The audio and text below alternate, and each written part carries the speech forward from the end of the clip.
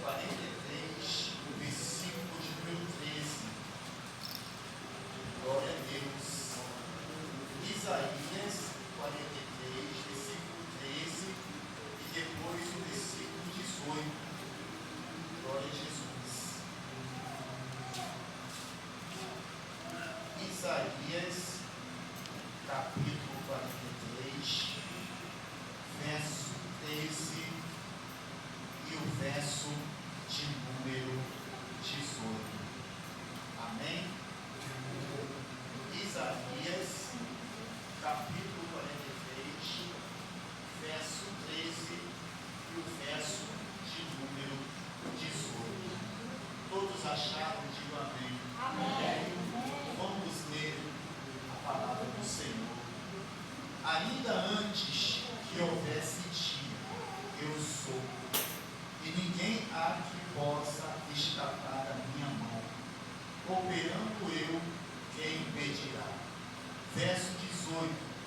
Não vos lembreis das coisas passadas, nem considereis as antigas. Amém? Assentai-vos no nome de Jesus. Queridos amados, nessa noite, o Espírito Santo de Deus tem colocado no meu coração esta mensagem que está introduzida em Isaías 43, versículo 13 e versículo de número 18. Esse texto, ele faz uma reflexão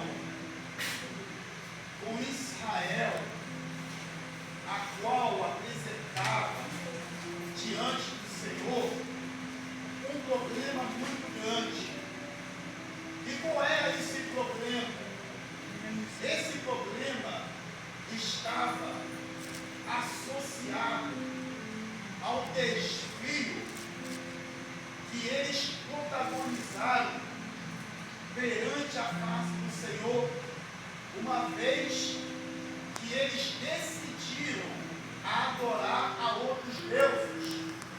Aliás, esse era um dos problemas que Israel enfrentava. É a questão da mistura. A mistura do santo com o profano. E sabemos que a mistura com o santo e o profano, existe um contraste muito grande. Porque sabemos que nós não temos sociedade com a injustiça. Nós não temos sociedade com as trevas. Nós não temos sociedade com os infiéis.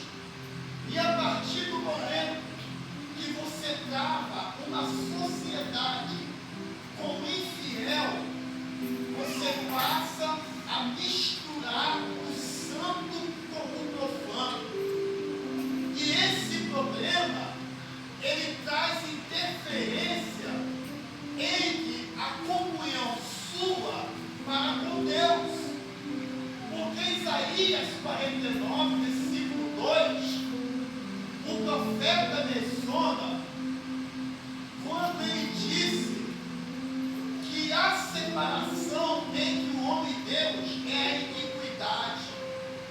A partir do momento que o homem comete iniquidade, automaticamente ele se afasta de Deus. E quando ele afasta-se de Deus, o que entra em jogo é as ações diretas de Satanás. Porque Satanás entrando na vida de quem afasta-se de Deus, automaticamente ele passa a ser superficiente àquilo que o diabo impõe a ele. E notório a isso, Israel, por permitir que houvesse mistura, eles se desviavam-se da presença de Deus para seguir a outros deuses.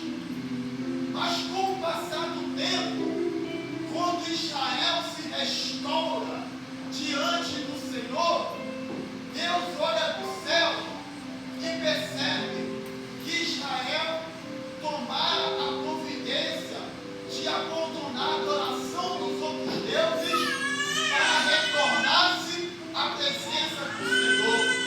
E por causa disso, as nações circunvizinhas se uniram para pelejar contra o povo de Israel, porque agora Israel toma a decisão de não associar mais com eles e passa a voltar-se aos seus rostos para o Senhor. E as nações, unificando-se, começaram a perseguir Israel, começaram a pelejar contra Israel. E Isaías agora profetiza a favor da restauração do povo de Deus. E quando falamos de restauração, estamos falando de reforma, estamos falando de coisas velhas que se saem, de coisas ruins que saem de cena, e agora coisas novas começam a acontecer na sua vida. Porque o Deus que servimos é um Deus de coisas novas. O Deus que servimos é um Deus de novidade. E se o Deus que servimos é de novidade, significa que tudo aquilo que é velho, tudo aquilo que é fraco, tudo aquilo que é ruim, tem que sair da sua vida para que as coisas novas aconteçam. E não é à toa que o apóstolo Paulo, em 2 Coríntios capítulo 5, versículo 17, está escrito: eis que as coisas velhas se passaram e tudo se fez novo. É o novo pensar, é o novo agir e o novo sentir. E Israel, nesse momento, passa a sentir algo diferente em suas vidas, porque eles abandonaram a adoração a outros deuses, abandonaram a iniquidade, marcaram tudo aquilo que não agradava ao Senhor, e agora eles passam a receber de Deus uma restauração espiritual. E eu quero declarar na sua vida que haverá uma restauração espiritual sobre a tua vida. Você não vai ficar da mesma maneira que você está, porque o Deus que você serve é um Deus de novidade, é um Deus que faz transição daquilo que é velho para as coisas novas.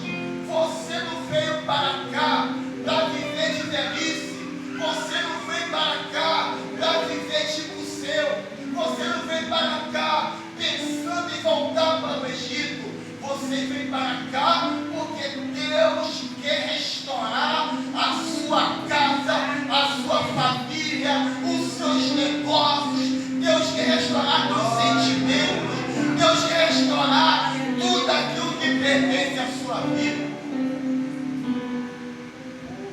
Mas, para que essas coisas aconteçam, agindo Deus, quem impedirá?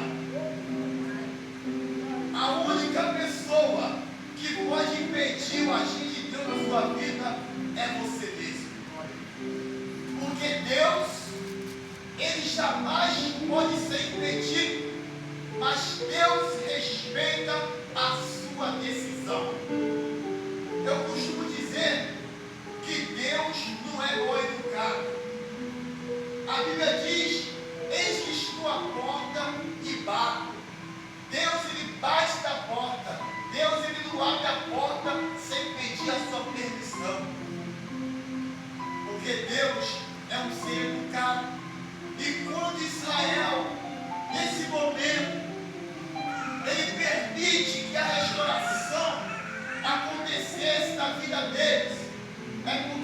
Deus estava usando Isaías, batendo na porta do coração daquele povo que tinha se voltado a outros deuses, porque era necessário que a glória de Deus se manifestasse sobre Israel. Israel tinha perdido a identidade com Deus, porque tinha se curvado a outros deuses. Mas quando Isaías profetiza a favor de Israel, ele está anunciando que ninguém pode escapar das suas mãos, ainda que houvesse dia, ninguém pode escapar das suas mãos.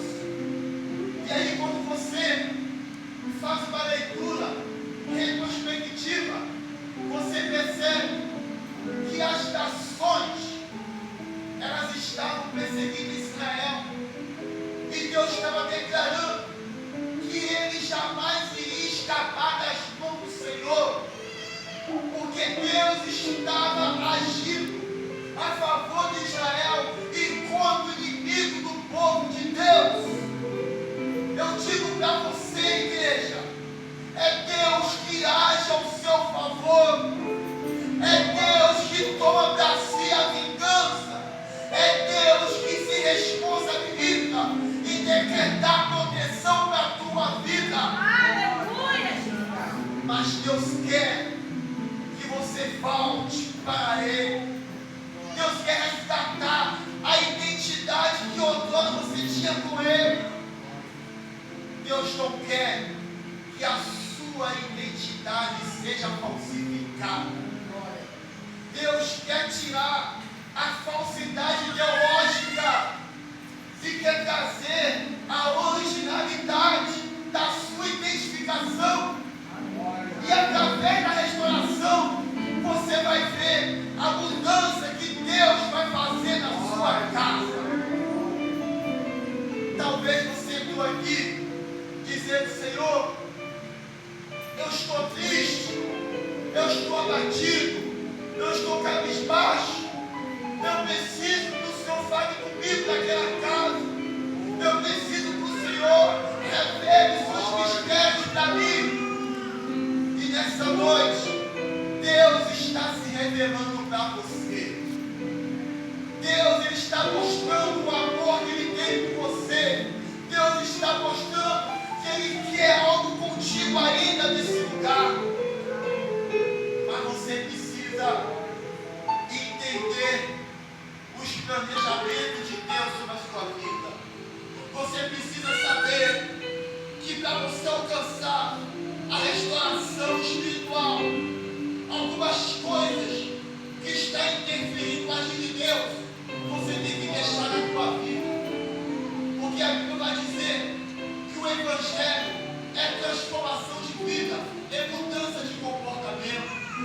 Deus, Ele quer que o seu povo tenha a identidade espiritual para que venha servir e espírito de verdade. Porque Jesus está voltando, Jesus está às portas, Jesus está revelando para todos nós os seus sinais, os seus prodígios, e Ele está mostrando que Ele requer uma posição de cada um de vocês. Aleluia! É por isso que Isaías, ele foi levantado por Deus para profetizar sobre Israel. Agora, irmãos, preste bem atenção. No versículo 18, o texto diz: não lembreis das coisas passadas e nem considereis as antigas. Sabe o que Isaías está falando para Israel? Não tente voltar para trás. Não lembre da vida anterior que vocês viveram. Essa vida de pecado, essa vida de idolatria. Sabe por quê? Quando Israel sai do Egito, Israel saiu do Egito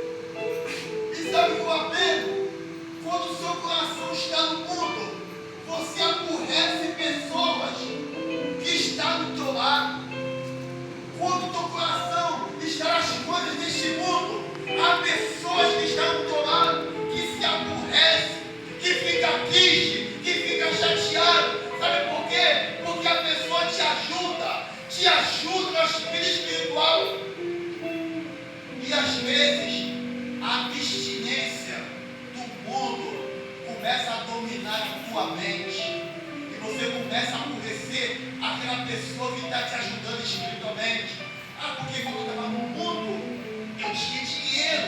Quando eu estava no mundo, eu tinha um bom carro.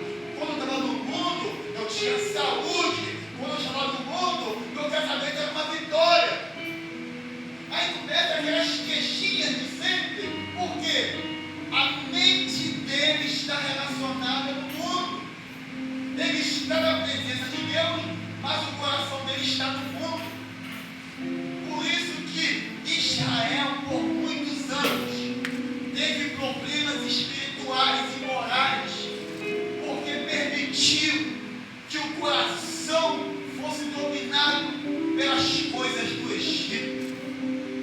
Eu digo para os irmãos, estamos atravessando um momento difícil na face da terra, aonde os crentes não estão suportando a luta, estão recorrendo ao mundo para tentar suprir as suas necessidades. Mas eu quero dizer para você, querido, uma coisa: o mundo, ele não vai suprir a tua necessidade espiritual. O mundo não vai cobrir os problemas que você tem. O mundo vai acarretar problema para você. O mundo vai iludir você. O mundo vai te arrebatar. Porque o seu coração está associado às coisas desse mundo.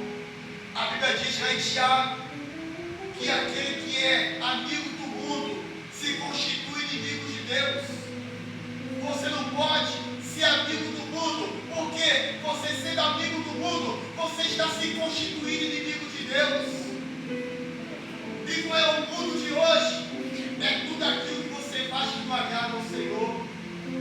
Às vezes você fala assim: eu vou todo dia na igreja, eu jejuo, eu oro, eu subo o monte, vou para a consagração, estou todos os cultos e nada acontece na minha vida.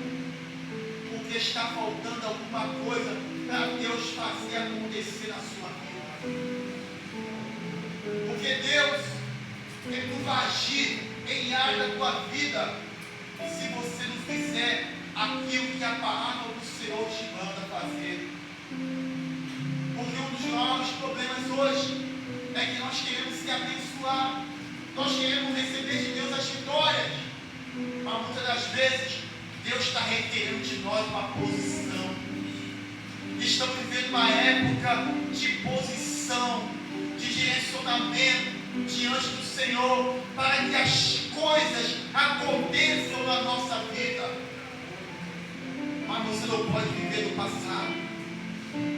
O passado que você viveu lá no mundo é coisa que passou. Sabe por quê? Quem vive de passado estraga o presente e bloqueia o futuro. Você já percebeu? Toda pessoa que vive de passado, ela nunca consegue desenvolver um bom presente. O presente dela fica estacionado, porque o passado dela parece que é o presente. E vou citar uma coisa que é muito recorrente. Por que há muita gente traumatizada na igreja? Por quê? Porque vive do passado. A pessoa foi traída há 20 anos atrás e até hoje ela carrega esse trauma como se fosse o dia de hoje. E sabe qual é o resultado? Quem vive uma vida de traumas, ele tem medo de tomar decisões no agora. Ele tem medo. Ah, não, eu não vou casar não, porque há 10 anos atrás meu marido me traiu. Aí ele para a vida dele por causa do passado dele.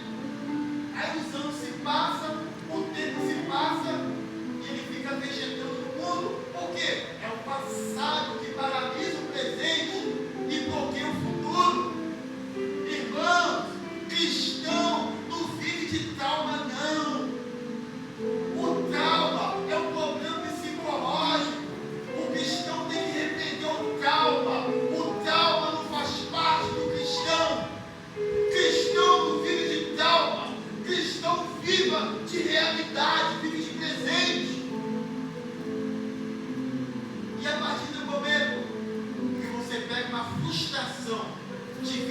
atrás, você traz para a tua vida hoje, eu tenho muita pena de você. Porque a sua vida vai ficar paralisada por causa de traumas, coisas que já passaram, coisas que já passou. E o texto que eu li está falando, sabe o quê? Não lembrar das coisas passadas e nem ficar considerando as antigas. Irmão, cristão não vive de passado, cristão não vive de presente, focado no futuro.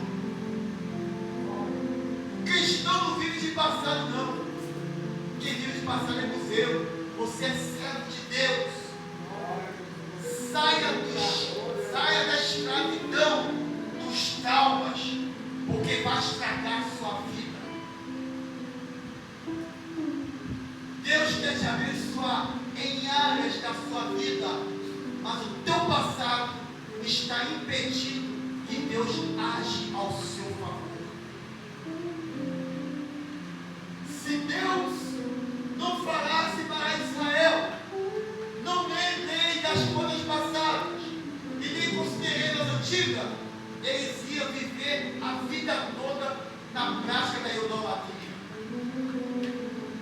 Porque os seus pais eram idólatras e as descendências que vinham davam consequência no passado de adoração dos deuses.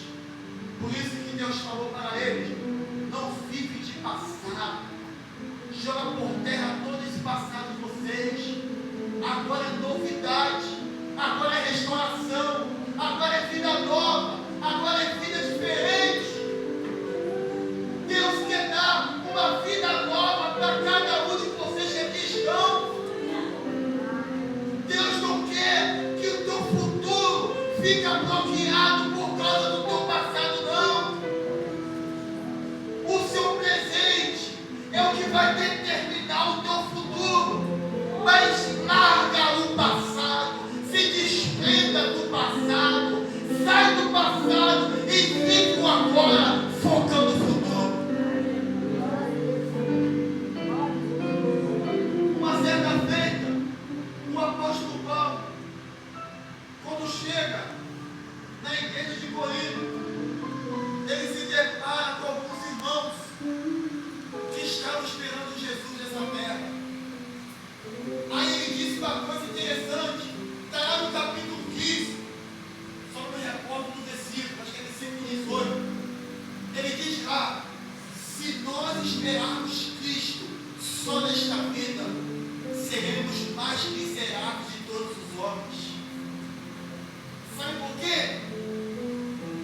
Uma parcela do povo estava esperando Jesus aqui na terra, sendo que Jesus já tinha vindo e retornado à terra de Deus, mas estava esperando Jesus.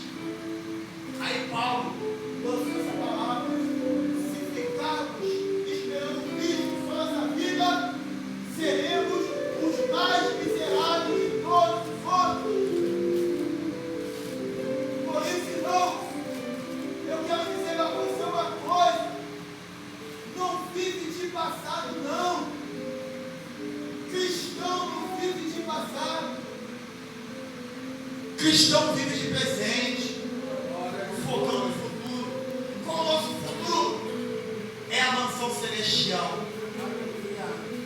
O nosso futuro brilhante é a mansão celestial. Mas o nosso presente tem que ser uma preparação para o futuro da salvação. Porque enquanto estivermos aqui nessa terra, temos que batalhar todos os dias para adquirirmos a salvação futura. É um processo no presente relacionado ao futuro, mas o passado não pode fazer mais parte de nós. Todas as vezes que o diabo lançar na tua mente a vontade de você voltar para o Egito, repreende na tua mente: eu não aceito voltar para o mundo, eu não aceito voltar para uma nação do pecado, eu não aceito voltar para a prostituição, eu não aceito voltar para a bebedeira, eu não aceito voltar para a prática de estelionatário,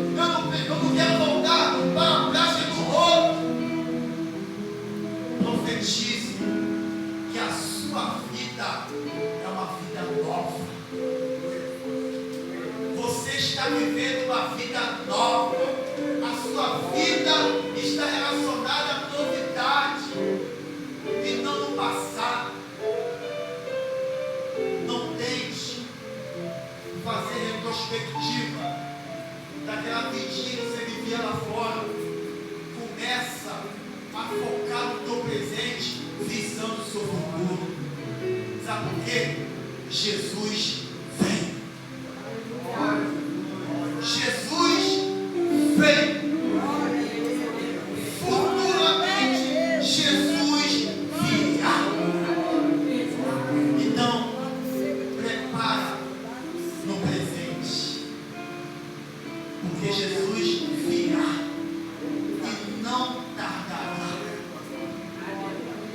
Por isso, agindo Deus, quem impedirá?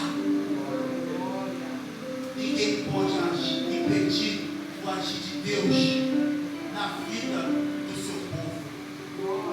Uma certa feita, Jó disse assim: eu sei que tu tudo podes, e os teus pensamentos não podem ser frustrados. Sabe por quê, querido? Agir Deus, quem impedirá?